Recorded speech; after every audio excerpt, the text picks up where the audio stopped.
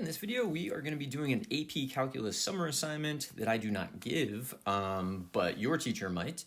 I'm going to be doing the problems. So there's a link to the PDF of the assignment in the description. There's also a link to a video where I go over the concepts sort of more generally and kind of do a few more examples. And when you're done with this, you might want to check out some of my other videos. You could, for example, watch all of AP Calculus videos if you wanted to. So let's get started and see how this goes. All right, number one, the base of a triangle is given by h of x. So that's weird because I named the base of the triangle h of x, which seems like it would be the height. But h of x is 3 plus 2x, and the height is 3 times the base. We want to find the area of the triangle as a function of x. This is a very common thing to do in calculus, as will be everything in this. I didn't put anything that isn't something that I think you will encounter throughout the year. So first up, I don't know, draw a triangle. And then the base of this triangle is named h of x, so maybe label that. And then we have the height. The height is 3 times the base, so this should just be 3 times h of x. And then we know the area of a triangle, hopefully. I'm going to call it a of x because it's area. And that should be 1/2 base times height, so 1/2, and then h of x.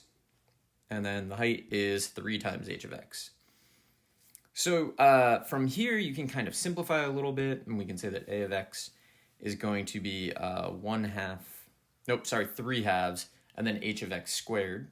And then h of x we know is 3 plus 2x, so we could go further if we wanted to. I mean, the function is named h of x, so that previous step is like kind of perfect, but here h of x is 3 plus 2x, so we could do 3 plus 2x quantity squared.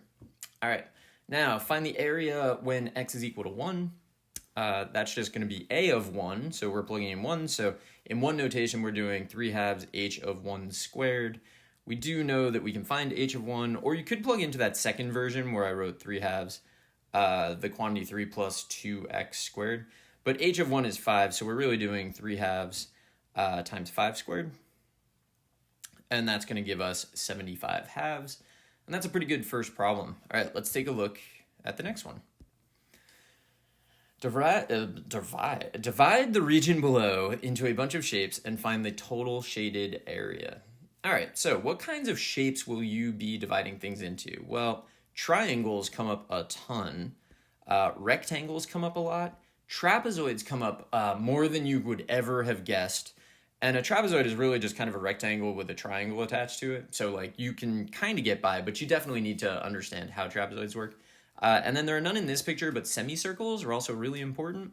So what I'm going to do is I'm going to literally divide this up into shapes that I want to find the area of and then find their areas. So there, that is 1/2 of 1 times 2. So that has an area of 1.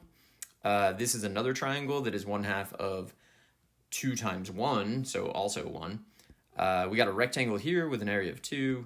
We have a rectangle here with an area of 6. So there's a number of ways we could have divided that up. We actually could have just divided that at x equals -2 into 2 trapezoids and found the area of each trapezoid and then moved on. But I chose to do this. This region right here is a trapezoid, so it's 1/2 times 1 times the quantity 3 plus 1. But you can also just look at it and be like, there's a box that, there's a single box which has an area of 1, and then there's a triangle that is 1/2 base times height. So overall you get 2. We're going to keep dicing this up. That has an area of 3. So that one you might look at and think it's half of that rectangle. The rectangle is 2 by 3, which would give you 6, and you're only taking half of it, so 3. We got a little rectangle below, which is 2. Big rectangle. So you're pretty much always looking for rectangles, really. Rectangles and triangles. And this is common. This doesn't seem like it would be a calculus idea, but it definitely is. So that last triangle is 1/2 of the base is 1 and the height is 4. So 1/2 of 4 is 2. All right, now we got to add them all up to get the area of this region. So that's going to be 3 plus 7 plus 2 plus 5 plus 8 plus 2. Overall, that's going to give us 27. It's a question. Let's look at the next one. An equilateral triangle has side length x cubed. Find the area of the triangle as a function of x. All right. I definitely advocate that you remember the area of an equilateral triangle because it comes up. The area of a general triangle is 1/2 base times height. Equilateral triangle with side s is going to have an area of radical 3 over 4 s squared. You want to memorize that because you don't have to spend time thinking about it. So make sure that gets memorized. Now for this particular problem, that's going to be s. S is equal to x cubed.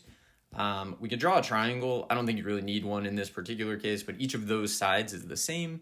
And now our area as a function of x is going to be radical 3 over 4. S we said was x cubed, and then we're going to square it. And then this will simplify to radical 3 over 4 x to the 6th. All right, so we're doing like geometry type stuff to start off. If you watch the other video, I kind of go through and I explain like, I don't know, in a grouped sort of way, the topics that we're dealing with here. These are all geometry to start with. An equilateral triangle has an area of 37 root 2. I don't know why 37. 32? 30. Oh, I did the problem with 32 root 2, even though this says 37. So let's just change that into 32 root 2, because I definitively have done the problem that way. So this will be 32 root 2. All right, so we're back in business. I've changed the problem to fit the work that I'm going to do. Because why would I choose 37? That's an annoying number. All right, so we know that the area of an equilateral triangle is root 3 over 4 s squared. And we're given that the area is 32 root 2.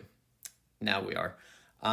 So I'm going to multiply by 4 and get root 3 s squared is 128 root 2. So did I do that right? I did. Okay, so I did the whole problem with 32 root 2. I just had, I guess, a typo. I'm going to fix that on the PDF. So if you're doing the problems, you'll never even know.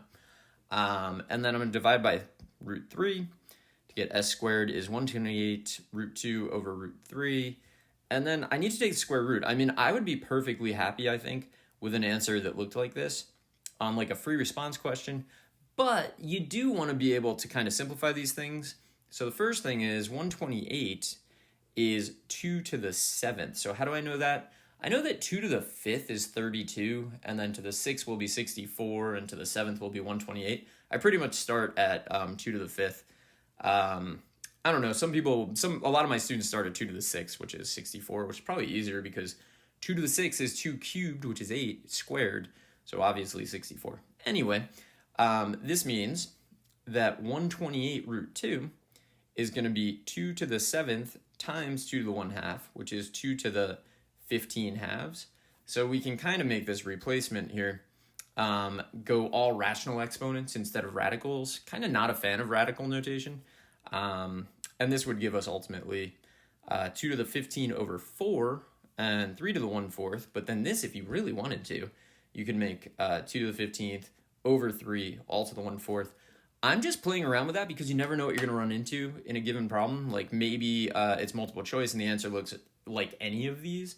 So practice your properties of exponents. Let's look at another one. A rectangle has a height h of x, so that makes more sense than when I name the base h of x.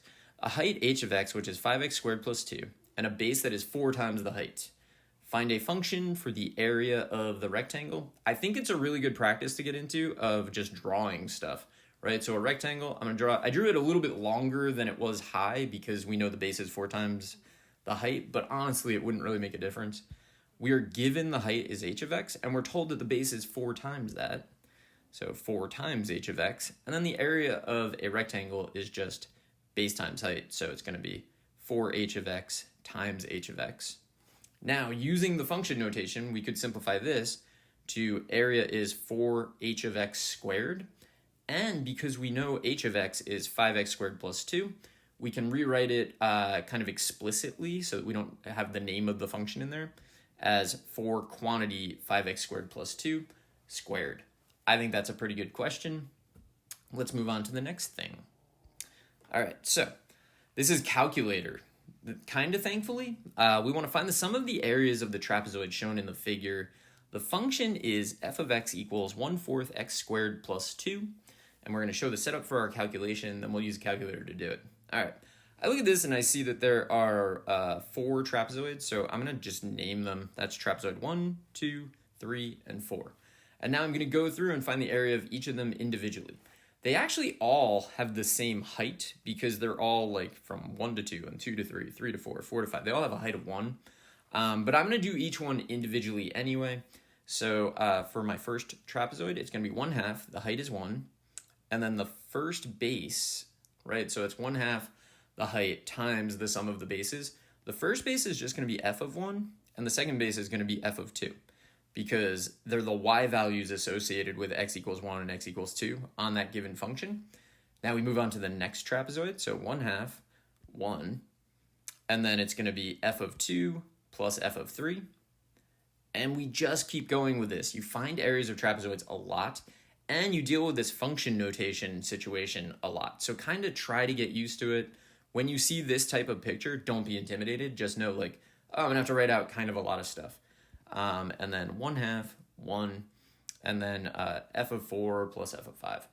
All right, now there is like factoring you can do here, and later on, or maybe you already know, there's like a simplification of this. I choose not to use that because usually the heights, the lengths along the x-axis are not of equal magnitude. So like in this case, they were all 1, but sometimes it's like 1 and then 5 and then 3 and then 7, like who knows? So I usually just write it out. I try not to generalize it. But anyway, my calculator says that that is 37/2. And so I'm going to put that as my answer. All right, next up. The diameter of a semicircle. Okay, so we got a semicircle that we're dealing with. Is the vertical distance between the functions f of x, which is cosine of x, and g of x, which is 1/3 x plus 4. We want to find a formula for the area of the semicircle, find the area of the semicircle when x equals 2. Okay, so I'm going to start with a picture. I got some axes. I know that the line g of x is above the cosine curve because I know what cosine and I know what a line look like. So this is the vertical distance between them. I made no effort to put that at x equals 2. I just was like, you know what, the difference between them is just going to be the pink thing minus the sort of off-white yellowy thing. So that's the vertical distance between our functions. So I'm going to name that s. S is going to be g of x minus f of x, or top curve take away bottom curve. Now, I recommend that you memorize the area of a semicircle. In the other video where I go over the concepts, I kind of derive this because it's a little bit different from maybe what you're expecting. The area of a semicircle in this context is going to be pi over 8 times s squared, where s is the diameter. All right, so given that, watch the other video if you want to see why. The area as a function of x is going to be pi over 8, and then s we know is g of x minus f of x, and then the quantity squared. All right? But we do know the values, or at least if I plug in 2, I can figure these things out, right? If I plug 2 into g of x, I get 2/3 plus 4, which is 14/3. So I'm doing a of 2 is going to be pi over 8, the quantity, 14/3, and then minus, if I plug 2 into f of x, I just get cosine of 2, and there's really nothing I can do about that without use of a calculator. So that would be my final answer on a non-calculator question. All right, next up. Given the radius of a cone is always 3 times its height, given that the radius, okay, that's all we're given. We want to write the volume of the cone as a function of the radius, and then again as a function of the height. So this actually, we're going to do something called related rates this year in calculus, and this is a very common thing to do with related rates. So I'm going to draw a cone to the best sort of my abilities, and it has a radius and a height, so I'm going to label those. Now, in this given problem, the radius is always 3 times the height. So r is equal to 3h is like a given condition. If we want to write this formula in terms of only the radius, then we're going to need to eliminate height. So I'm going to write height in terms of the radius. So h is r over 3. I know the volume of a cone. So in calculus, I recommend you know the volume of a cone, but usually the formula is actually given, but it's 1/3 pi r squared h, or pi over 3 r squared h. We need to eliminate h in this case because we want our final answer to be only in terms of r. So we have v is pi over 3, and then you'll have r squared, and then h is r over 3. So finally, we can write this as pi over 9, because you have pi over 3 and r over 3. You have an over 3 and an over 3, so over 9. And then r cubed. So that's in terms of r. And then we could talk about all kinds of stuff, but we're not ready for that yet. And then in terms of the height only, we're going to go back to this relationship, r equals 3h, and we know that the volume is pi over 3 r squared h.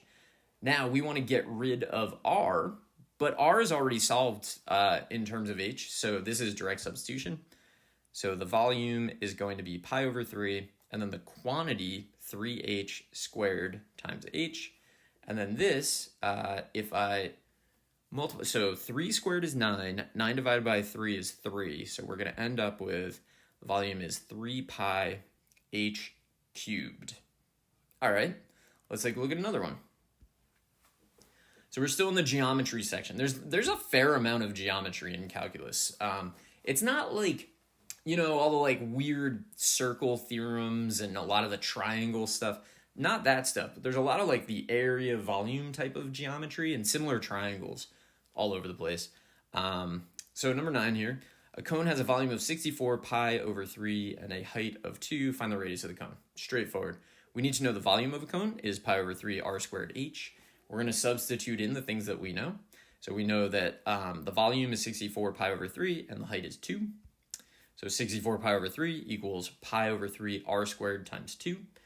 I'm going to multiply by 3 and divide by 2, which is going to give me, and divide by pi. Why keep the pi, right? So I'm dividing by pi, knocks out the pi. Dividing by 2 makes it 32 in the numerator. Multiplying by 3 gets rid of the denominator.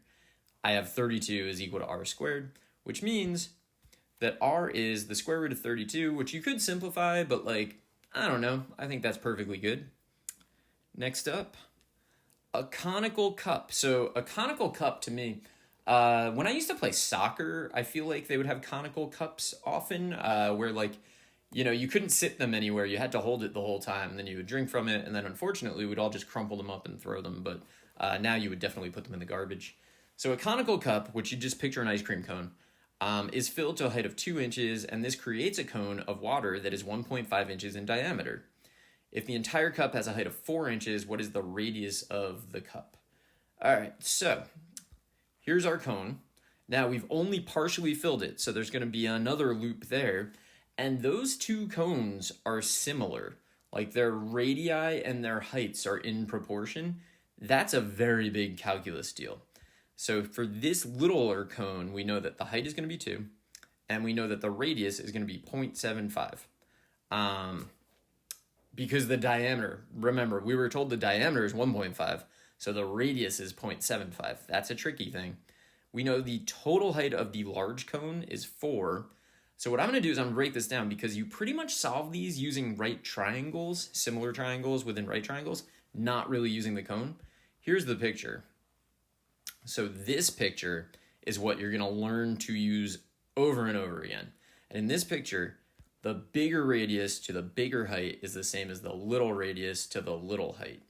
And given this, we can just solve and get r is 1.5 inches. So that's the radius of the entire cup. All right, not a bad problem. So next up, we're going to start doing some trig stuff. So we're moving on from geometry to trig, although I would say trig is kind of is trig a subset? Some trig is a subset of geometry. Let's go. All right, make sure your calculator is in radian mode and use it to evaluate cosecant of 2. So hopefully, I mean, at this point, you've taken algebra, geometry, algebra 2, pre-calculus. Hopefully you know how to get your calculator into radian mode. I don't know what calculator you use. I use a TI Inspire. So this is what mine looked like, which means that the cosecant of 2 is going to be approximately 1.100. So we use 3 decimal places unless otherwise stated all the way through AP Calculus. So get used to it now. And this is my least favorite type of rounding. When you go to round to 3 decimal places, that 9 in the third place rounds to a 10, which bumps you over, and the 9 in the hundreds place becomes a 10. So I just go 1.100 to make sure I have 3 decimals. And I just like it to look the same as I look through the problems. So that's why I do that. All right, so new problem. Okay, number 12, using the triangle above, find sine of theta, tan of theta, and secant of theta. So that's weird, right? Because usually it's sine, cosine, and tangent.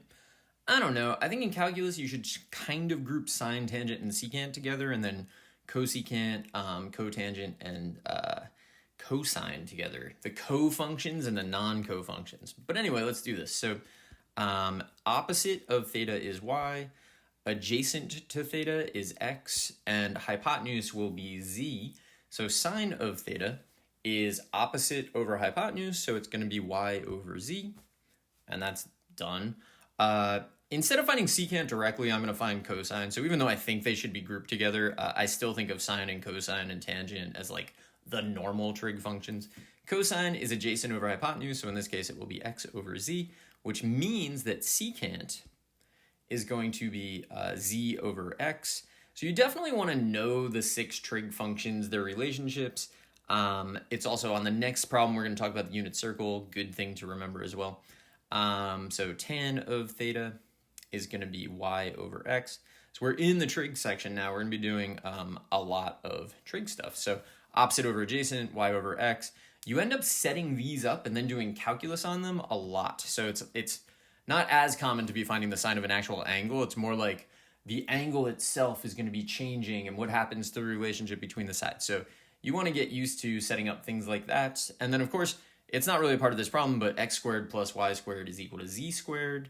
Pythagorean theorem. All right, next up, fill in the unit circle. So when you fill in a unit circle, you definitely want to aim for about 90 seconds. On the other hand, I don't want you watching, I'm not going to do it in the video. I'm just going to like fill in some things here. So first up, all your angles. So you got 0, pi over 6, pi over 4, pi over 3, pi over 2, 2 pi over 3, 3 pi over 4, 5 pi over 6, pi, 7 pi over 6, 5 pi over 4, 4 pi over 3, 3 pi over 2, 5 pi over 3, 5 pi over 4, 11 pi over 6, and then you are back to 2 pi or 0. And then you want to be able to fill in all of the points.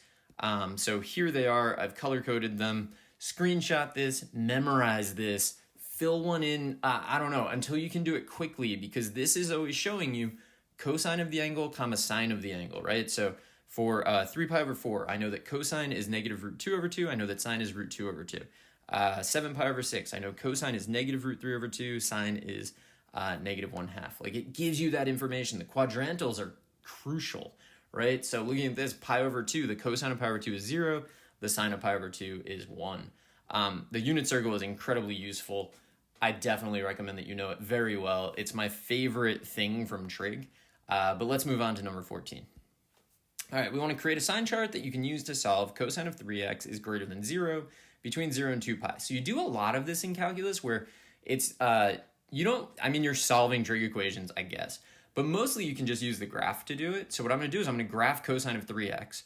So I know it has a period of 2 pi over 3, and I want to go all the way to 2 pi, so I'm going to need 3 full periods of this thing. So let's start with that. We got, we're going 1 and negative 1, and then big axis. So that'll be our first period, our second period, and our third period. And then we got to label it up. So 2 pi over 3, 4 pi over 3, and then 6 pi over 3. So those are 3 full periods. And then I'm just going to go for it. So it's a positive cosine graph. So it starts at a maximum and just goes from there.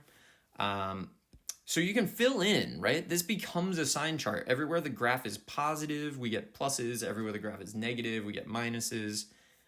So that's a sign chart. So now I just want to know what the values are, right? So that I can actually like solve the inequality.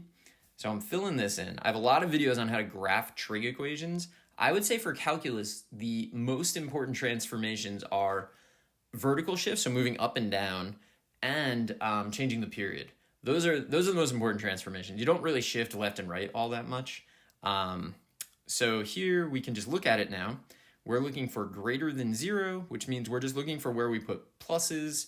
So I'm not going to make you watch me write all of them, but 0 to pi over 6, including 0. Pi over 2 to 5 pi over 6, 7 pi over 6 to 3 pi over 2, and then 11 pi over 6 to 2 pi, including 2 pi. That's where we are greater than 0 on the interval from 0 to 2 pi. If it was greater than or equal to 0, I would be including all of the endpoints that we see here, but it's not. So being able to graph a trig function to turn it into a sign chart is a big deal. And we're going to do another one right now. Create a sign chart that you can use to solve sine of pi over 4x is less than 0. So that'll just be where the graph is negative. And we want to go between 0 and 6, which is actually weird because for this function, sine of pi over 4x, the period is going to be 2 pi divided by pi over 4. So the period's 8. So this is not actually asking us over the entire period, which is a thing that happens in calculus, as is everything in this video. So I'm going to graph the whole thing from 0 to 8 and then just answer it on the interval. So 8, 4, 2, and then 6. We go up to 1, we go down to -1. It's positive sign, so it starts on its sinusoidal axis and goes to a maximum. So boom, and like this. Now we are looking for where sign is negative between 0 and 6. You can see that right there. It's between 4 and 6. So sine of pi over 4x is less than 0 means that x has to be between 4 and 6. And this is how you're going to be using these in calculus frequently. So get used to it. I would say review graphing trig functions, the basics, like, I don't know, once a month, something like that. Not like crazy, but just don't let it get out of your head because you're going to need it. Next up, based on the graph of f of x equals 2 sine of 2x plus 1, where is f of x increasing on the interval from 0 to pi? So this is nice because the given function has a period of pi because we do 2 pi divided by 2, which is just pi. So the period is 2 pi over 2, 2 pi over 2, which is just pi. So we're going to graph one full period of this thing and use it to answer the question where the function is increasing. This is actually kind of not a calculus type question. Calculus would sort of ask you this question in a different way. But again, it's the skills. These are like fundamental background skills that you want to bring with you. So the period is pi, so the increment is pi over 4. So you go pi over 2, 2 pi over 4, you go pi over 4, 2 pi over 4, 3 pi over 4, 4 pi over 4, and some of them simplify. That's what we have here. The sinusoidal axis is 1, and you can go up 2 and down 2. So we have to go from -1 all the way to 3. And let's dot that in. And then it's positive sign, so you go intercept, maximum, intercept, minimum, intercept. If you're not familiar, again, with graphing these, check out my videos on how to graph these. We're just looking for where we're increasing, and you can visually see where we're increasing. So our answer in this case, f of x is increasing from 0 to pi over 4 and from 3 pi over 4 to pi. That's our answer. All right, let's see what's up next. It's another one of these questions because I'm trying to highlight that you need to know how to graph, right? And this is a summer assignment. In my experience, summer assignments are very repetitive. And so I wrote one specifically to make this video, and I made it a little bit repetitive. I don't know. I think it's representative. I searched the internet. I looked at a lot of people's summer assignments. They're all basically the same, and it's all this stuff. So based on the graph of f of x equals -3 cosine of pi over 2x plus 1, where is f of x decreasing? Same basic question. It's just a question of, can you graph the function? So the period, because of the pi over 2, is going to be 2 pi divided by pi over 2, or just 4. And then we have to go to 6, which means we need a period and a half, because one period goes 0 to 4, we need to go 0 to 6. So we'll need a period and a half. So there's 4. That's one period, and then we add a half a period. We can mark everything up. It's nice when you're counting by ones. I mean, like, you know, nobody doesn't like counting by ones, and there I didn't go far enough, so I went back. All right, so because we go 1 and we can go up and down 3, we need to go all the way down to -2, and we need to go all the way up to 4. It's going to have a sinusoidal axis at 1, and we started a minimum. So minimum, intercept, maximum, intercept, minimum, intercept, maximum. That's the pattern. Let's dot it in, or draw it at least. And we need to know where this thing is decreasing. So that's this part. I always think decreasing parts of functions look more fun. I don't know, like from like a skiing or sledding or a roller coaster point of view. So we are decreasing on the interval from 2 to 4. And that's the whole question. I mean, it's not a very deep question. Next up, we're going to start doing some algebraic things. So let's see how those go. Simplify each of the following. Don't worry about domains. Awesome. Because worrying about domains can be annoying on these sorts of problems. So first up, we have x to the -2nd plus x to the -3rd.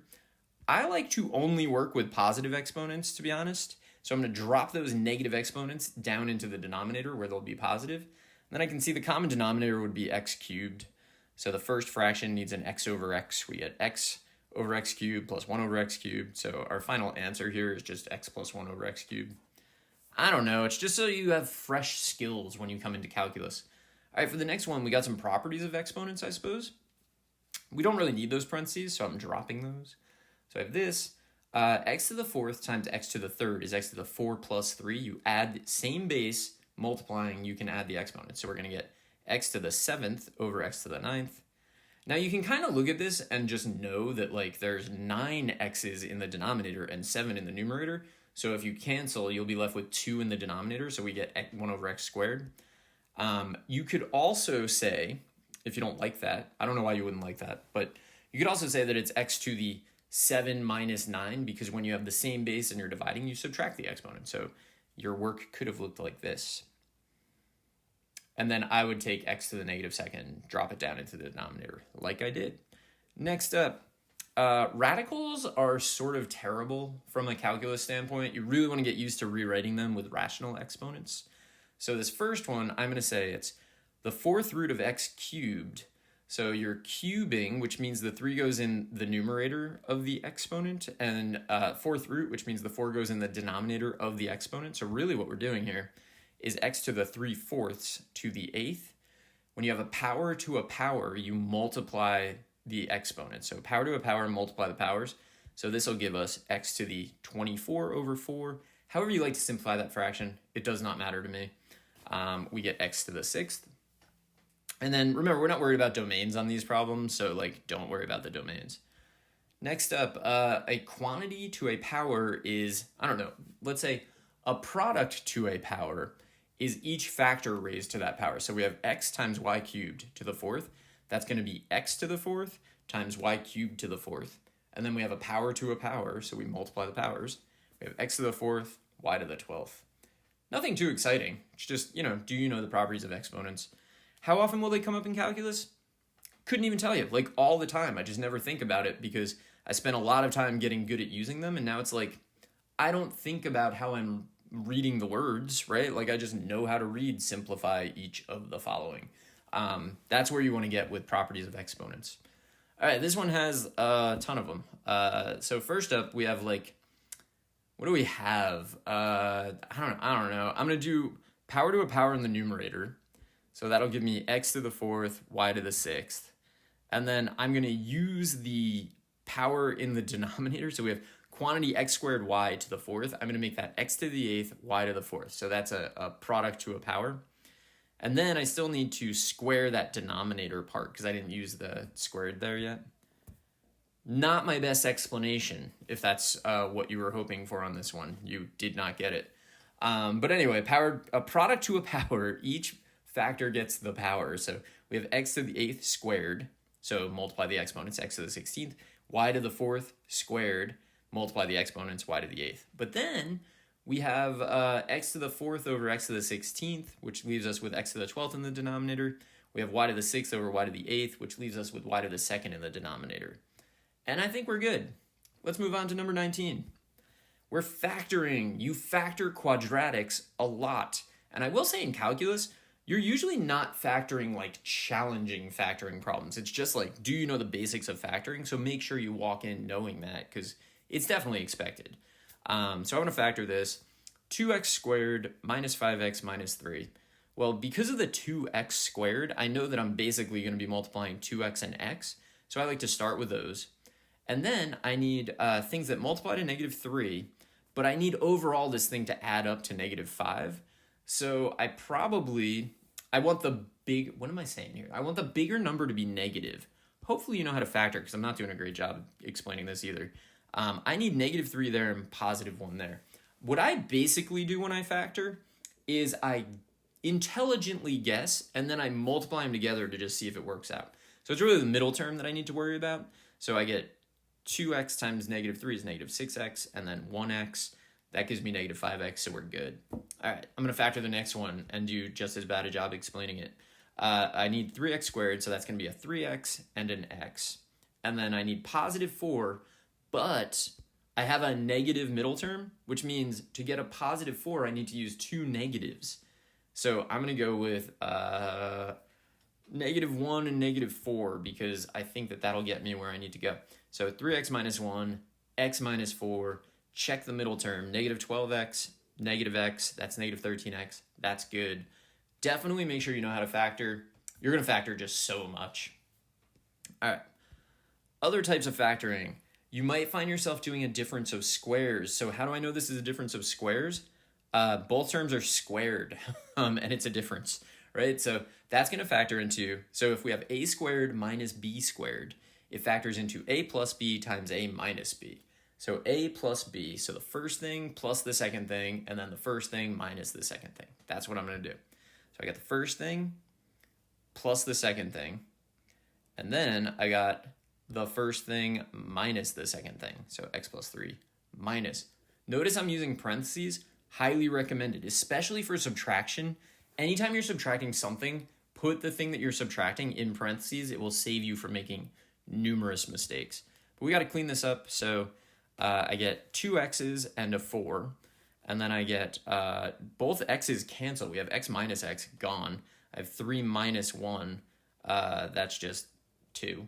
And then I can take a 2 out of 2x plus 4. So overall, I'm going to get 4, the quantity, x plus 2. And there you go. So, I mean, that looks simpler, and that's the kind of simplification you're looking to do. All right, for D, I would say that you don't run into a problem that looks exactly like this, but what'll happen is that A will be given as something. Maybe A is 5x minus 4, and maybe B is 3x plus 2. But the whole form of the thing reduces down to 10a to the 4th, b to the 7th, minus 8a cubed, b to the 8th. That's why this type of problem is showing up on your summer assignment. All right, I'm going to factor the constants. So we have a 10 and an 8. We can take out a 2. We have some a stuff. We can take a cubed out of both of them, so that's what we do. We have some b stuff. We can take b to the 7th out of both of them, so that's what we do. And then we look at what's left over. So I took a 2 out, so I'm left with a 5. I took a cubed out, so I'm left with a. I took all of b to the 7th out, so there's nothing there. Then for the second part, which I've already shown, I took 2 out of negative 8, which leaves me with negative 4. I took all of a cubed out, and I took b to the 7th out, so I still have a b. That's as good as this is going to get, but that's the idea. All right, now let's look at one that is kind of what I was just describing. This to me looks exactly like 9a to the 4th, b to the 2nd, plus 8a to the 3rd, b to the 3rd. That's how it looks in my mind, because 2x minus 1 is showing up multiple times, 3x plus 1 is showing up multiple times. You could make that substitution if you need to, if you're uncomfortable factoring this. Go ahead and do that. I think we'll be okay. So I look at the constants, and they have nothing in common, so it doesn't, they're just going to stay. But we have this 2x minus 1 to the 4th and the 3rd, so I can take out to the 3rd. So 2x minus 1 to the 3rd. We have 3x plus 1 showing up to the 2nd and the 3rd, so I can take out to the 2nd. So you're always taking out like the smallest power and leaving whatever's left. So what is left? Well, in the first term, 9 is left over, because that's just still hanging out there. And then we still have a 2x minus 1. We took out all of 3x plus 1, because we took out 3x plus 1 squared. That's our first term. Plus, we're still going to have this 8, because there was nothing in common, so we didn't take anything out there. We took out all of 2x minus 1 to the 3rd, but we're still left with a 3x plus 1 because we only took out 3x plus 1 squared. Now this is just simplification. So I've simplified, I distributed within that third set of parentheses, I guess. And then I need to collect terms in there. And I end up with this is my answer. The key thing here is when you look at the original and someone says, what makes that equal 0, right? If someone on the original, like right next to E, I would say x equals 1/2, x equals negative 1/3. Definitely make that 0. But when you factor and simplify, it turns out that there's another number that would make it 0. That's always like the hidden bonus one. You have to factor to find that number. That's going to be really important when you're doing calculus. The next example is almost the same. I mean, it's very similar. So again, because, and I tried to explain, summer assignments are tedious. That's why I don't really give them. But you get the same repetitive things because these are the things that come up in calculus. It's not like your teacher doesn't care. Your teacher cares a lot about you being successful. And to be successful with these things, you have to make sure that you've really drilled them into you so that they're available. All right, x plus 1 stuff. We can take out x plus 1 to the 4th. The 9 and the 5 have nothing in common, so we're not touching those. The x minus 2 stuff. We can take out x minus 2 to the 8th. And then what are we left with? We are left with a 9 and a x plus 1 from the first term. We took out all the x minus 2's.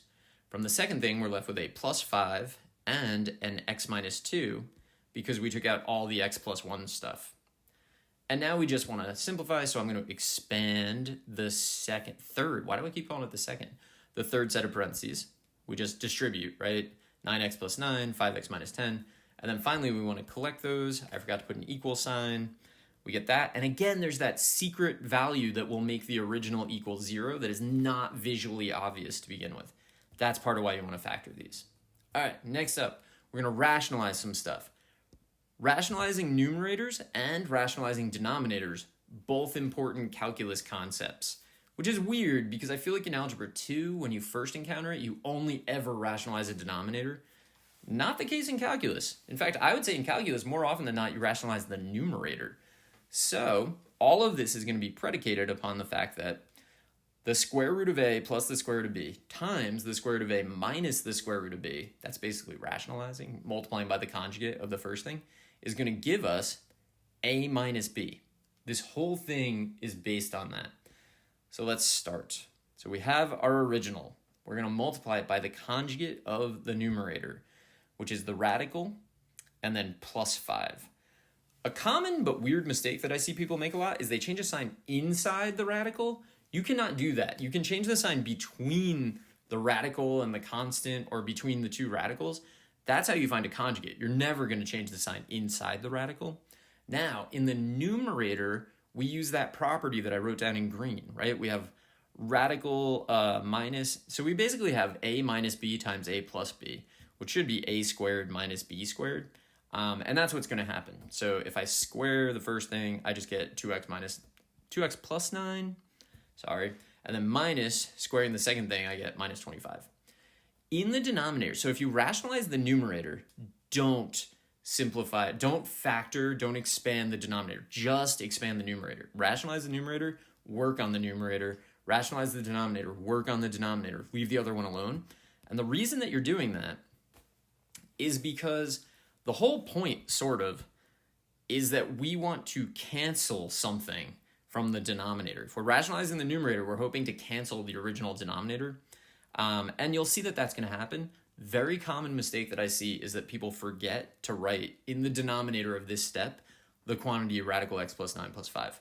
I don't know why they forget it, but they forget it all the time. So here we go. The numerator becomes 2x minus 16, and the denominator is the same. So in my next step, I'm going to just factor 2 out. I'm showing a lot of work here. I'm just going to factor 2 out of the numerator, so I'm not going to make you watch that. And now you can see those x minus 8s. I'm going to cancel them. But now, because I canceled the x minus 8, it's not obvious that I can't directly sub in 8. So I'm going to put the exclusion, comma, x cannot be 8. Algebraically, they're exactly the same except at 8. And eventually, we will use that to find a limit as x approaches 8. That's like the whole idea. All right, the next one for practice. We're going to take the original, multiply by the conjugate of the numerator. I'm going to expand, which gives me this. Now I'm going to kind of like distribute and factor the numerator. So I end up with 7 quantity x minus 2 over x minus 2. Don't forget the conjugate in the denominator. If you're rationalizing the numerator, don't forget the conjugate in the denominator. And then I can cancel the x minus 2's. But when I do that, I lose the fact that x can't be 2, so I put in comma x can't be 2. And again, ultimately, you will take a limit there. Let's look at rationalizing the denominator, which is like literally the same thing. So I'm not going to like spend a lot of time on this. I'm just going to like go through the steps. And if you need to, you can pause it or rewind it or whatever. So the original times the conjugate of the denominator, right? It's wherever the radical is what you're going to be rationalizing, because that's the part, I guess, that's irrational. So now I'm going to never expand the numerator because I'm rationalizing the denominator, but I'm going to expand the denominator, so I get like a squared minus b squared here.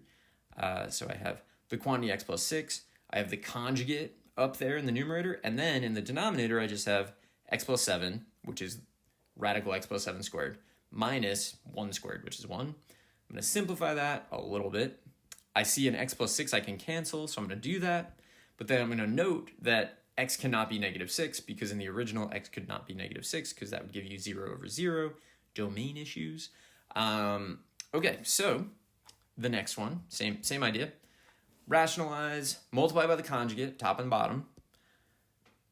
Do your thing, right? Expand the denominator, leave the numerator.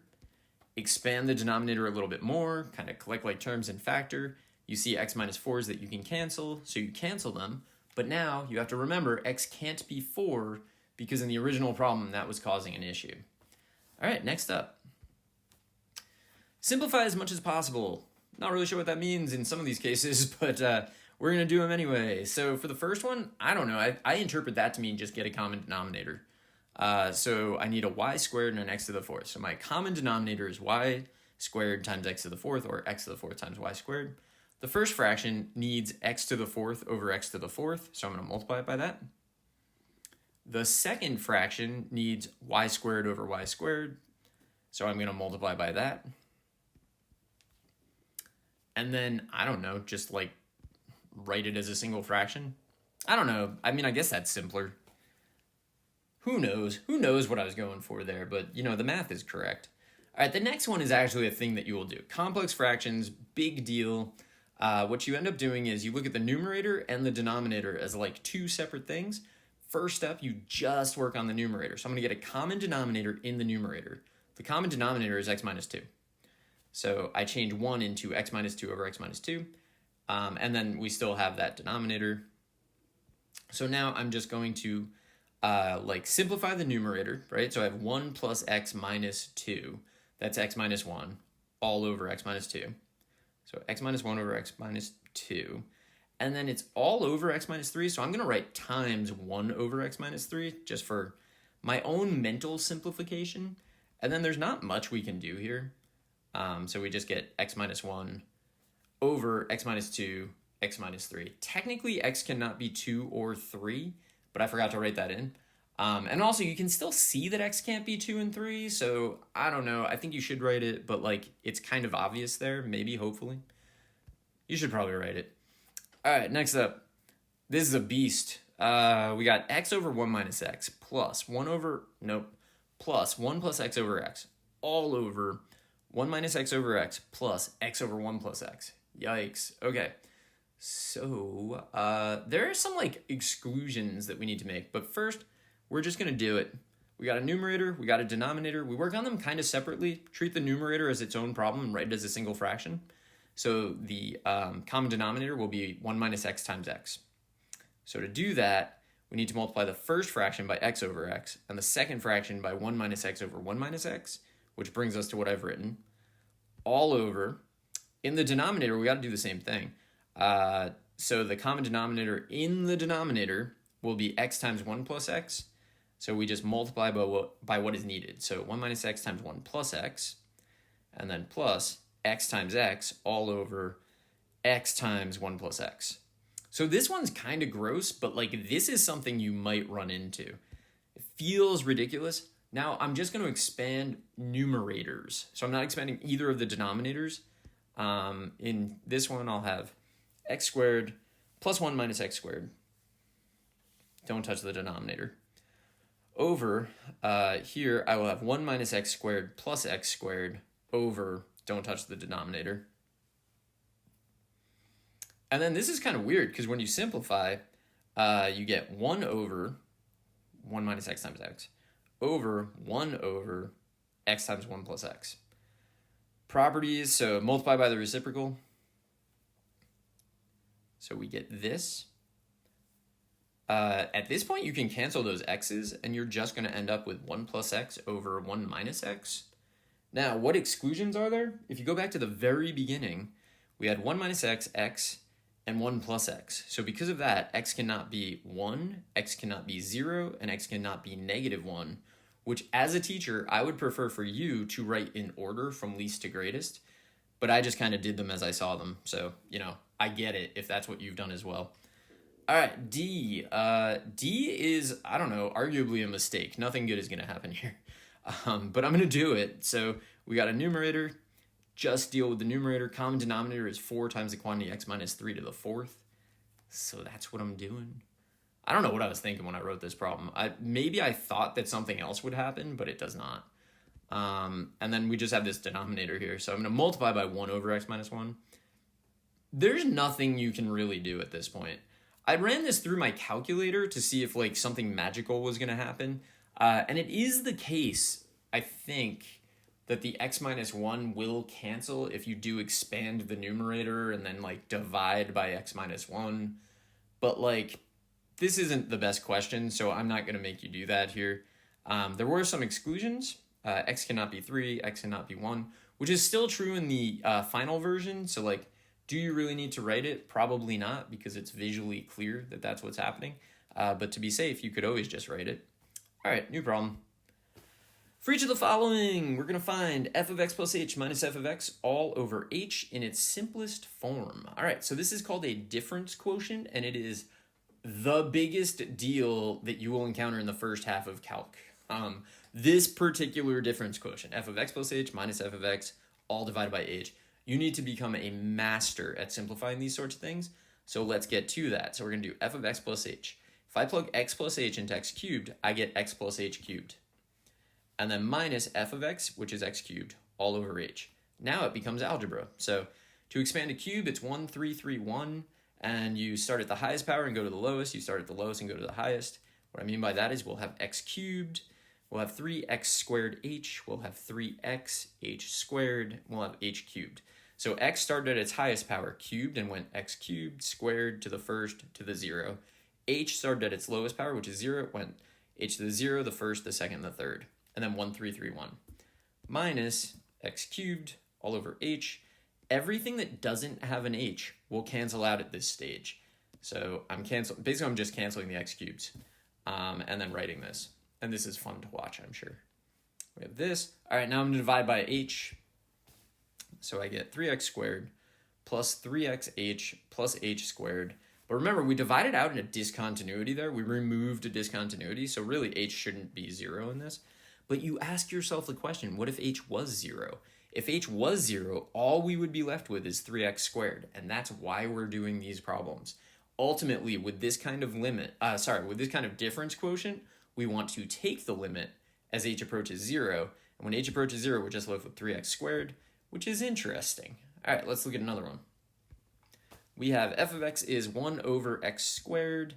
We're doing it, right? F of x plus h will be 1 over the quantity x plus h squared minus the original 1 over x squared all over h.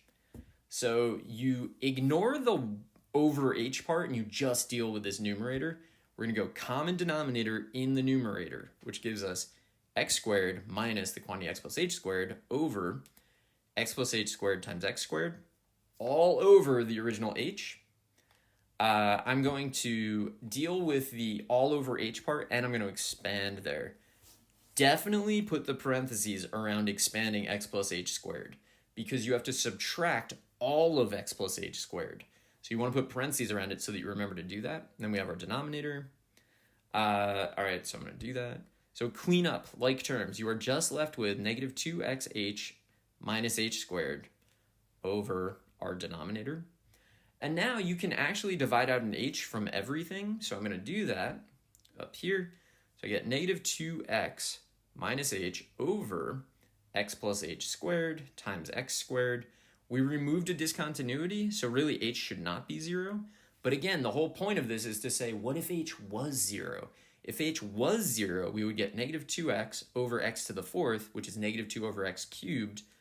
And that'll be very interesting to us. But that's why we're doing the problems. All right, next up. These are like the types of problems that you pretty much use this difference quotient on. And then you move on in life. You find other things to do, but not until you're past this. F of x plus h is going to be radical x plus h plus 5. It's not very exciting. And then minus f of x, which is radical x plus 5 over h. So look at this. This is going to combine some of the things we've done. We have some radicals in the numerator. I'm going to multiply by the conjugate. So that's going to be radical x plus h plus 5 plus radical x plus 5 over the same. I'm going to expand the numerator and leave the denominator because that's what we do, which will give us this, the quantity x plus h plus 5 minus the quantity x plus 5. Notice the liberal use of parentheses. Use them wherever you need to over our original denominator.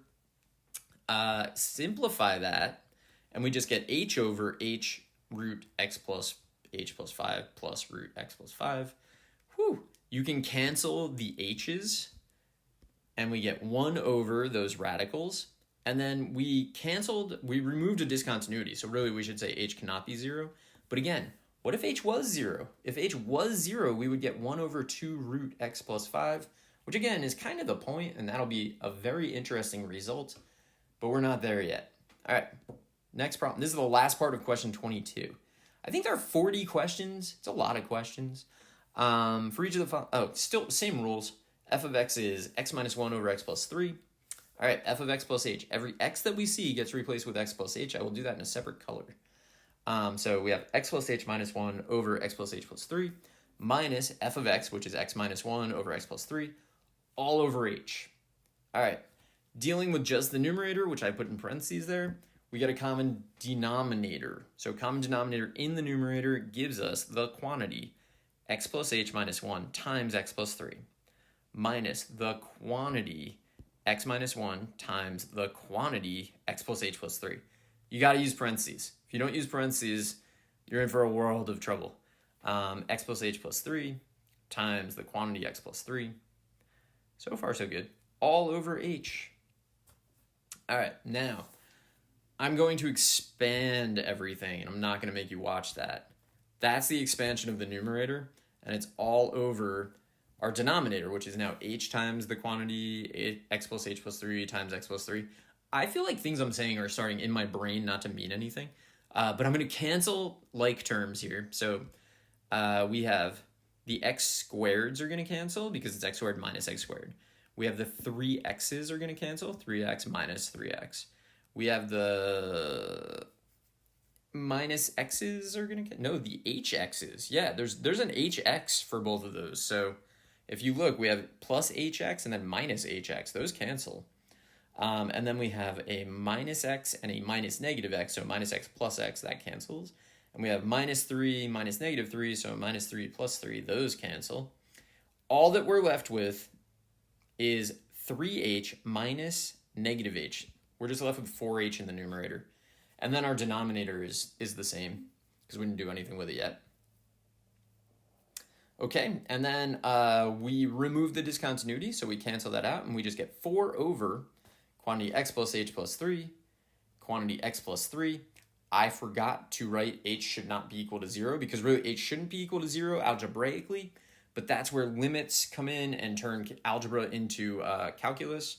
We asked the question, what if h was 0? If h was 0, we would get 4 over the quantity x plus 3 squared, which someday will be very interesting to us. Okay, next problem. Okay, number 23, we're going to start doing some line things here. Lines are actually a really big deal in calculus, which is astounding, I think, for most people when they first hit calculus. Spend so much time writing the equation of a line. It's like an algebra 1 problem. But anyway, 23, write the equation of the vertical line through 8, negative 3. You could probably do this without thinking, but I'm going to draw it anyway. So we have the point 8, negative 3. A vertical line goes up and down. And vertical lines have equations x equals something, and in this case, it would have to be x equals 8. All right, next up, write the equation of the horizontal line through 5, negative 4. So again, I'm going to draw it. So I'm dyslexic, and I frequently confuse horizontal and vertical, which is part of why I draw things a lot. But I do think it's just a good practice to be in. I mean, maybe I'm just justifying that for myself, but whatever. Horizontal line goes left and right. So this is going to have an equation y equals negative 4. It's interesting that a vertical line has a slope that is undefined. So undefined slopes come into play frequently in calculus, and horizontal lines have a slope of 0, and 0 slopes are close to the most important type of slope that you can have. Next up, write the equation of line parallel to y equals negative 2/5 x plus 6 through the point negative 1, 3.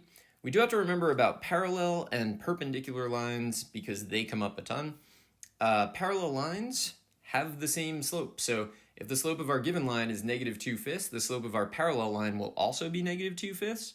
And I'm just going to use point slope form and write my answer. Use point slope form. It needs to become your favorite form of a line. Like you have to. You're going to want to use it all the time. We very rarely want to actually know the y-intercept, and finding the y-intercept will therefore be a giant waste of time. So get used to using point slope, learn to love it. All right, equation of the line perpendicular to y equals 7 over 25x plus 6 through 4, negative 5.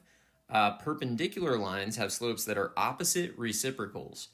opposite reciprocals. I think that's how basically everyone remembers it. I mean, the slopes multiply to -1 is another way to say it, but it's really just like, it's going to be the opposite reciprocal, which means flip it over and change the sign. So if the slope of our original line is 7 over 25, the slope of our perpendicular line will be -25 over 7, and we're going to use point slope form. So y plus 5 is -25 over 7, and then x minus 4. All right, next up. Write the equation of the line in point slope form given slope is 5 and it's going through -4, 1. This is a perfect problem. Point slope it and move on. Can I stress it enough? Point slope form, always. We want the line through 2, 3, and 6, -5. So now we have to calculate a slope. That's delta y over delta x. Be consistent with what you consider to be the first point and the second point. So I'm going to go -5 minus 3, which means I also need to go 6 minus 2. As long as you're consistent, you will be fine. We get a slope of -2. Now, because we have two different points, we can write point slope form two different ways. So one option, and the question just asked for the equation of the line. So either of these would be fine. So using the first ordered pair, y minus 3 equals -2 quantity x minus 2. Or we could use the second ordered pair. It does not make a difference. Both of them will give the exact same y value for any x value that you input. And that's an important idea as well. So make sure you understand that these are different representations of the exact same line. All right, new problem. Write the equation of the secant line to f of x equals x plus 1 over x minus 2 on the interval -1 to 1. A secant line is just an algebra 1 line that goes through 2 points. So I'm going to need to know the ordered pairs that happen at -1 and 1. So I'm going to find f of 1. Why am I starting with 1 instead of -1? I don't know. It's 2 over -1, so -2. And then I also need to know f of -1. So f of -1 is actually just 0. 0 over -3, which is important because it's not over 0, but just 0. So our ordered pairs are 1, -2, and -1, 0.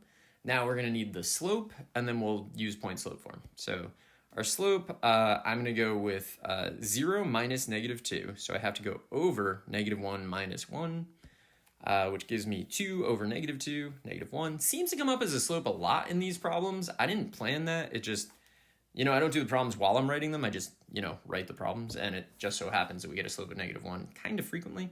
All right, point slope. So you could use the first point. So get y minus -2 is y plus 2 equals -1, x minus 1. Or we could use the other point. And this sort of annoys a lot of my students. I just write in the zeros if they're there. Y minus 0 equals -1 quantity x plus 1. So it looks like point slope and everyone can look at it and recognize that and be fine. That's why I do it. You don't need to write that. You could just write y equals. I like it to look like point slope. All right, 29. The line y equals -12x minus 10 intersects f of x equals 3x squared plus 2 at exactly 1 point. We want to rewrite the line in point slope form in terms of this intersection point. So this is an interesting problem. It's kind of weird. We have a quadratic, and then you can tell because the slope is negative for the line, you must be to the left of the vertex somewhere because that's where the slope of the parabola looks like it's negative. So we have something like this. I need to find where they intersect, so I'm going to take the parabola and set it equal to the line, and then I'm going to try to solve this. So this is where, you need to be proficient in factoring because it just comes up in problems like this. I will say in calculus, most problems seem to put a little bit of effort into making sure that, because you take the zeros after you factor, you tend to take the zeros and substitute them into something. You want them to basically be rational numbers, so that's going to happen a lot. I took a 3 out here. I get 3. That's the quantity x plus 2 squared, and then equals 0. So x is definitely -2 at that intersection point. But I also need to know the y value. So I'm just going to plug into our quadratic here.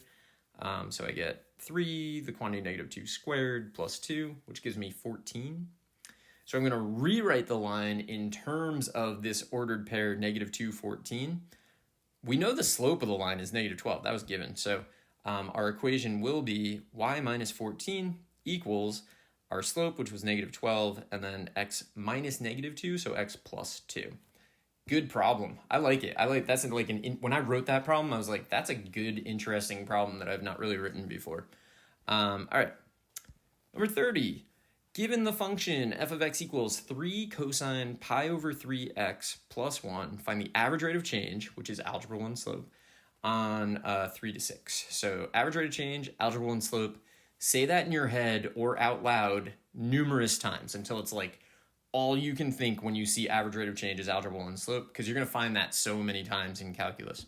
All right, we need to know the ordered pairs. So I need to find f of 3, which will be 3 cosine of pi over 3 times 3 is just pi, and then plus 1. Cosine of pi is negative 1, so that'll be 3 times negative 1 plus 1, so negative 2. We need to find f of 6, so f of 6 is going to be 3 cosine pi over 3 times 6 is 2 pi, and then plus 1 again. The cosine of 2 pi is the same as the cosine of 0, which is 1, so we get 3 times 1 plus 1, which is 4. So now, how did I remember those? I just have them memorized because I do this all the time. If you don't have them memorized, this is like where the unit circle will just shine for you. So draw the unit circle. At pi, you know the ordered pair is negative 1, 0, which means cosine is negative 1. At 0, you know the ordered pair is 1, 0, which means cosine is 1, because it's cosine, sine, ordered pairs. That's when I was in high school, I used the unit circle almost exclusively for that. I use it for basically everything now, and I would encourage you to as well. But minimum, the quadrantals, you got to get the sines and cosines from there at minimum. All right, average rate of change, algebra 1 slope. I'm going to do 4 minus negative 2 over 6 minus 3, which gives me 6 over 3, or 2. All right, pretty good problem. Next up, some table problem stuff. Using a table of values to solve will be a very big deal in calculus. So you want to get used to it. Just don't freak out. Make sure you're reading the table correctly. We're going to use the table of values for the following questions. All right, find an equation of the secant line to g of x on 5 to 10. So a secant line is an algebra 1 line. We just need the ordered pairs so we can find the slope, and then we will point slope it. So at 5, and when x is 5, g is 7. So 5, 7 is my ordered pair. When x is 10, g is 2. So 10, 2 will be my ordered pair. I think it's useful to write down those ordered pairs. Some people don't. Some people skip more work than I do, but some people get more problems wrong than I do. So I don't know. It's up to you. All right, we need to calculate the slope. So it's going to be 2 minus 7 over 10 minus 5. Be consistent with your first x, first y, and you'll be fine.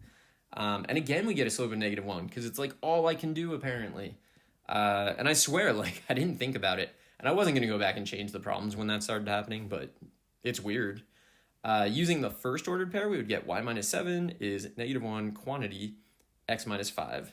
So if you had to like plug into the secant line really close to 5, this would be a good choice, right? Plug in x equals 5.1, not a problem. If on the other hand you had to plug in really close to 10, you would probably want to use the other point. So y minus 2, negative 1 quantity x minus 10. So if you plug like 9.9 into that, it's a simple simplification. It's easily simplified. I don't know how to say that. That's why we might choose one point over the other, but either one is totally acceptable. They will give the exact same y value for any x value that you plug in, as long as you're correct.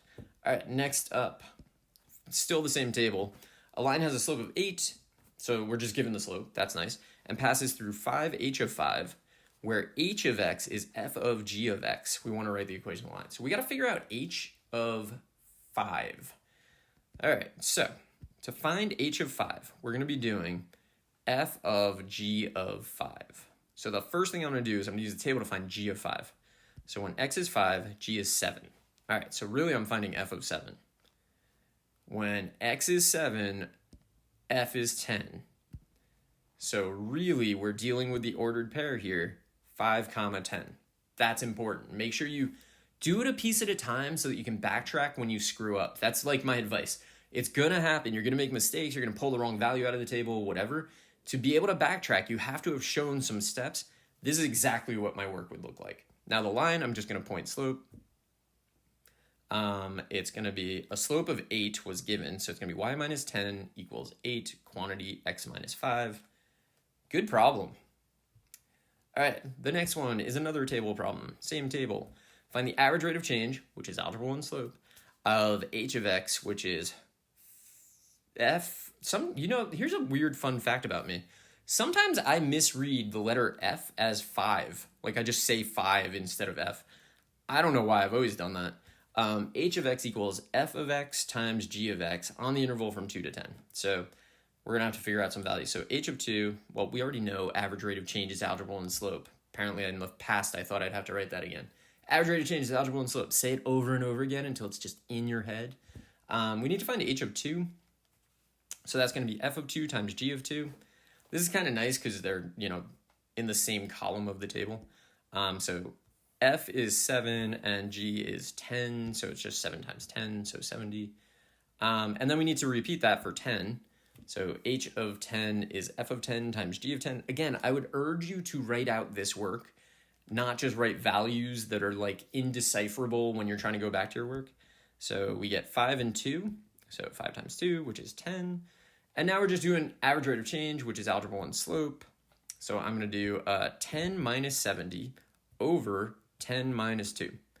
So I get negative 60 over 8. Divide by 4, I get negative 15 over 2. That is the average rate of change. That's the slope of the secant line on the interval from 2 to 10. Average rate of change, algebra 1 slope, average rate of change, slope of the secant line. All similar things. All right. Next up is a little vague because if you watch the other video where I go through the concepts, I have a lot more to say about this. There are some functions that you should 100% know. You don't have to know 100% about them. You should just 100% be aware of the existence of these functions and their properties. So in the other video, I go through them kind of in depth. I didn't think this was the place for this, so I just wrote a couple of questions based on them. But these are the functions that going into AP calculus, or any calculus, I think you should really know very well because they have all sorts of properties. They kind of cover all the weird things that functions can do. Make sure you know them. So 1 over x, absolute value of x over x, which I think is not well known but should be. Square root of x squared, x cubed, e to the x, natural log of x. Natural log of x should be better known. I mean, I know it's well known, but like, know it better. Sine and cosine, and then I think y equals the square root of r squared minus x squared is an important function. I run into it a lot in the calculus classes that I teach. That's a semicircle. I would love it if all my students knew exactly what that was when they ran into it. So some questions that I wrote about these topics, I don't know. Given y is equal to the absolute value of x over x, we're going to graph the function. So I know what this looks like because I know all about it. So I'm not really working anything out here. I'm just graphing the function that I know. So it's 1 when you're to the right of 0, and it's negative 1 when you're to the left. The next question is write a piecewise function for it. That's a very common thing to do with this. So what I'm going to say is f of x is negative 1 to the left of 0, positive 1 to the right of 0, and does not exist at 0, but you don't write that in. But it would really make life easier if people did write that in, but no one does. And then there are two limits. This has a jump discontinuity, which is a very interesting type of discontinuity. I want the limit as x approaches 0 from the left of this thing, so I just approach 0 from the left, and you can see the logical value there is negative 1. The limit as I approach 0 from the right is definitely 1, because everywhere to the right of 0, you just get 1, so why would that not be the limit? Jump discontinuity, interesting function, definitely recommend you know it. Next up, given that y is equal to natural log of x. So I said that I think these are the ones you should know better, so they're the ones I wrote questions about. We got to graph it. All right, so it has an x-intercept of 1, and it just kind of does this, right? As you approach 0, you go to negative infinity, and then as you approach infinity, you go to infinity, but slowly. Our domain is x is greater than 0. The asymptote is x equals 0. It has a vertical asymptote. It does not have a horizontal asymptote. It does grow very slowly, but it keeps growing forever. And then we want the limit as x approaches 0 from the right. I think I originally had a typo there, so I fixed it. From the right of the natural log of x, which is just negative infinity. Knowing the graph, every time I'm asked that question, I just graph it and I look at it, so I'm not going to screw that up. Next up, a couple of questions about e to the x. We want to graph the function. So this, you should really watch the other video for a description and some relevant information about each of those graphs that I had that I think are really important. Here's our graph. It's always increasing. It has a horizontal asymptote. It's a very important function. Horizontal asymptote is y equals 0, but it only applies as you go to negative infinity, which I think is interesting. The y-intercept is at 0, 1, also an important point. And then limits to infinity. So I'm going to go to infinity and negative infinity. If I go to negative infinity of e to the x, I definitely am getting 0. That's where the horizontal asymptote comes from. If I go to infinity, e to the x goes to infinity, and it goes very fast. It is a quick function. It will grow exponentially, I guess, is what you would say. All right, next up, we're moving on to some properties of logs, but not a lot of properties of logs. It's not like in Algebra 2 where you do a million things.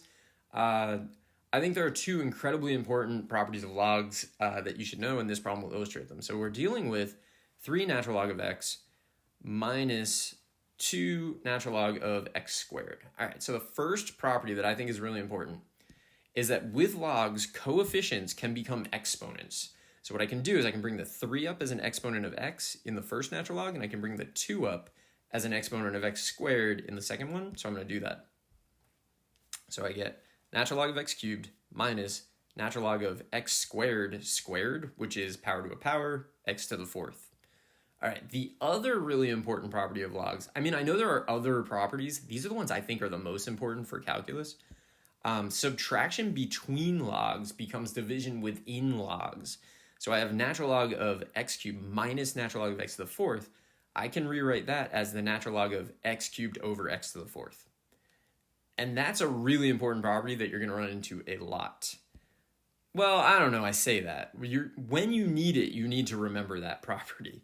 There's some stuff we can do here because 1 over x is x to the negative first. You can kind of like reverse it, right, where exponents become coefficients. So another option would be negative natural log of x. Why would you need to do that? If it's a multiple choice question and you need to match the answer, there's a good chance you would need to do that. An alternative way of actually just doing this problem would be to start at the beginning again, and to, instead of bringing the coefficients up, I'm going to bring the exponent of x squared out as a coefficient to change this into 3 natural log of x, and then minus 2 times 2 is 4 natural log of x. And then maybe this is a little more direct, but I get 3 minus 4 is negative 1 natural log of x, and you're basically done. But you know, it's however you look at the problem and it makes sense to you. Like nobody, there's not a right or wrong there. They both go to the same place. All right, next up, simplify e to the t over 2 natural log of 3. So that's a little small, so I'm gonna rewrite it.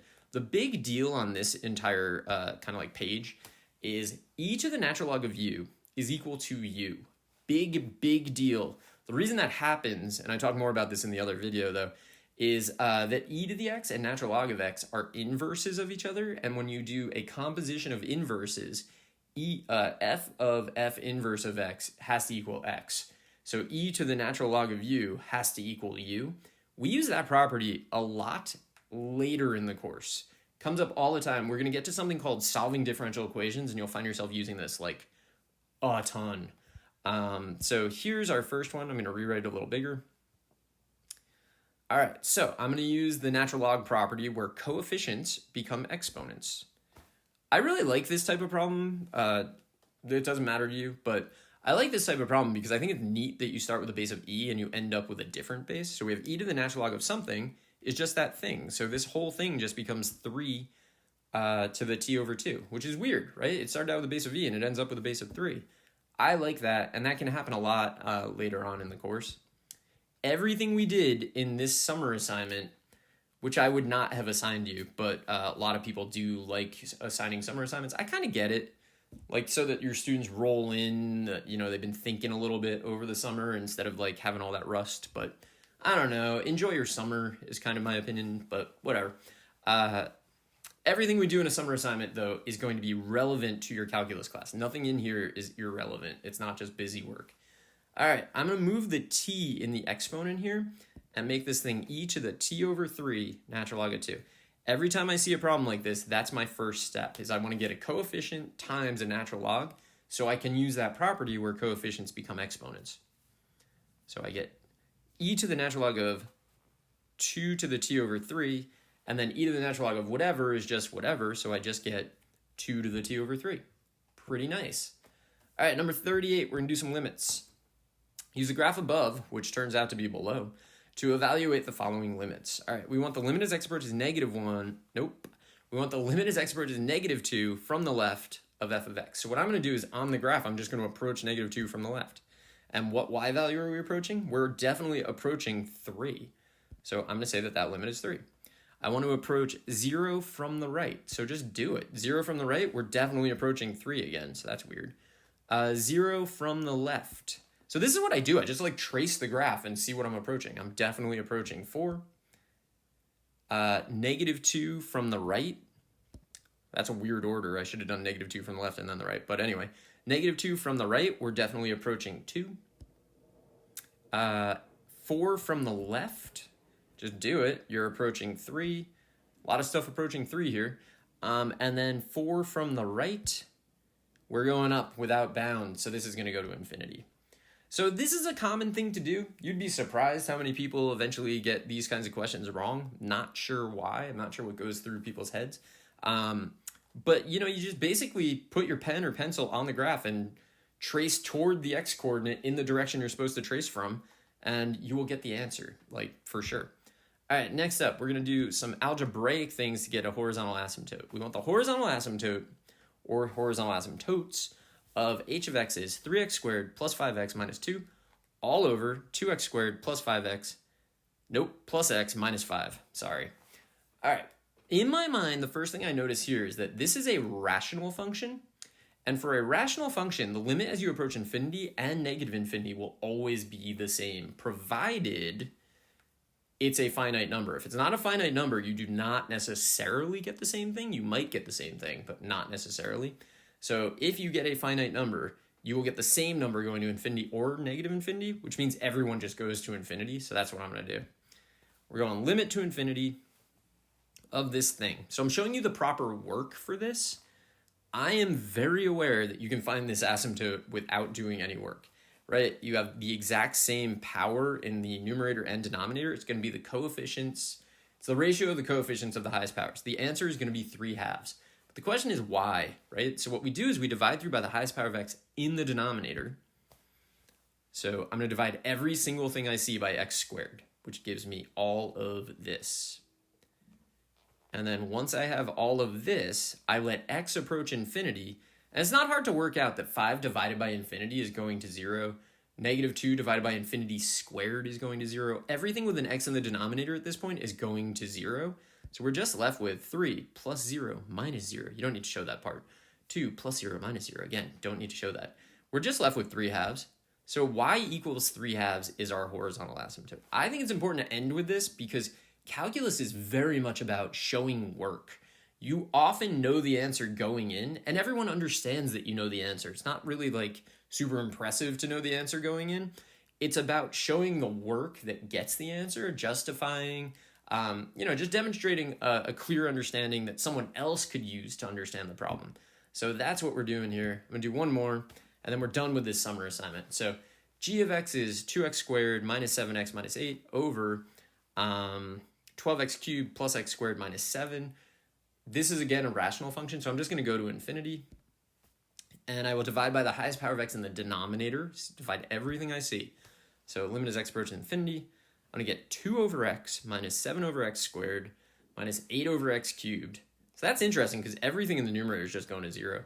Now, we knew that ahead of time because the denominator has a higher degree than the numerator. So as you go to infinity, the denominator is just going to blow up and dominate, and you're just going to end up with 0. But this is why you get 0, right? In the numerator, you get 0 minus 0 minus 0, which is 0, over 12. So it's important that the denominator give you an actual real number and not a real number, a non-zero number, because otherwise you'd have 0 over 0, and that's a whole different ballgame. But here we get 0 over 12, which is 0. So y equals 0 is our horizontal asymptote. If you are looking for more stuff to do to get ready, you could actually just start Calc AB if you wanted to. I have videos of everything in Calc AB, everything in Calc BC. I have basically everything in pre-calc. I've made a lot of videos. So if you're still looking to get better prepared, check those out. I hope you found this helpful, and good luck.